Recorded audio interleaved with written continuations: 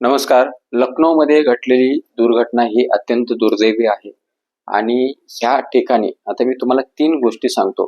भले ती महाराष्ट्रामधली घटना नाही, महाराष्ट्राच्या बाहेरची आहे, पण भारतामधली आहे.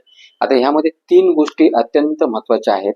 पहिली गोष्ट त्या विकासनगरमध्ये वर्षानुवर्ष काही लोकांनी म्हणजे बाहेरून येऊन म्हणजे जी मजुरी करणारे, ज्याच्या हातावरती पोट आहे, कामगार लोकं आणि सगळे हिंदू बांधव, सगळ्या समाजाचे तिथे राहत होते.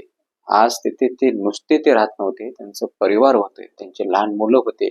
त्या लहान मुलाचे तिथे शिकण्याचे बुक्स वगैरे इत्यादी सर्व गोष्टी घरामध्ये ज्या असतात त्या सर्व गोष्टी होत्या आणि कारण अद्याप समोर आलेलं नाही. ह्या सर्व गोष्टी काही तासामध्ये जळून खाक झाल्या. अंदाज आहे जवळपास 200 ते 300 झोपड्या होत्या, ते जळून खाक झाल्या. दुसरी गोष्ट, नुसत्या झोपड्या जळून खाक झाल्या नाही, तर तिथे शेकडो लोकांची स्वप्न, त्या मुलांचं भविष्य हेही जळालं.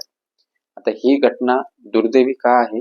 कारण नंबर 1, इतक्या वर्षानंतर जिथं लाईटचेही प्रॉब्लेम्स आहेत, अशा ठिकाणी शॉर्ट सर्किट होणं हे कदापि म्हणजे समज त्याच्या पलीकडचं आहे. दुसरी गोष्ट, सिलेंडरचा ब्लास्ट झाला आणि त्यानंतर घटना घडली असं म्हटलं जाते. तेही शक्यता व्यक्त केली जाते. तिथल्या काही स्थानिक वृत्ताच्या किंवा स्थानिक रिपोर्टरच्या म्हणण्यानुसार ही आग लावली गेली आहे, असे म्हणणं आहे, जागा खाली करण्यासाठी. आणि तिसरी महत्वाची गोष्ट काय, की ज्या वेळेस अशा ठिकाणी असे काही कांड होतात, त्यावेळेस एक गोष्ट मात्र 100% तिथे गृहीत धरली जाते, की एखादी वेळेस जर जागा खाली करायची आहे आणि ती जागा खाली होत नसेल, तर असे प्रकारचे कांड केले जातात.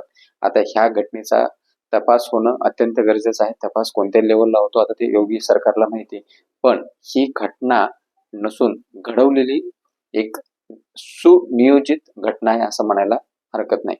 आता यामध्ये बघितलं तर तुम्ही बघा बाजूचा व्हिडिओ, म्हणजे खूप असं आतून वाईट वाटण्यासारखं आहे. किती लोकांचं संसार, स्वप्न, मुलाचं भविष्य जळून खाक झालेलं आहे. जय हिंद, जय महाराष्ट्र.